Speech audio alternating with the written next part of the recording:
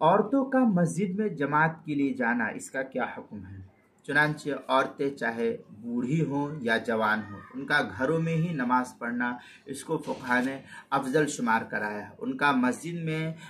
کیا نام ہے نماز کے لیے، ان کا مسجد میں نماز اور جماعت کے لیے جانا، اس عمل کو فقہا نے پسندیدہ نہیں کہا ہے، کیونکہ اس پرفتن دور میں فتنہ فساد کا قوی اندیشہ ہر وقت موجود ہے، اس لیے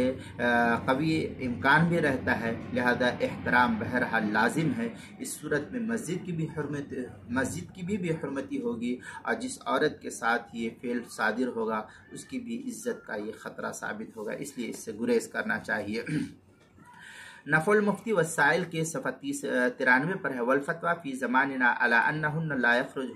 یخرجن وإن اجائز الى الجماعات لا فی اللیل ولا النہار لغلبۃ الفتنہ والفساد وقرب یوم المعاد۔ اس طریقے کی عبارت جو ہے نفع المفتی والسائل کے صفحہ 93، فتاوی شامی اس کی جو زکریہ بگٹیپور دیوبند کا ہندی نسخہ ہے اس کی دوسری جلد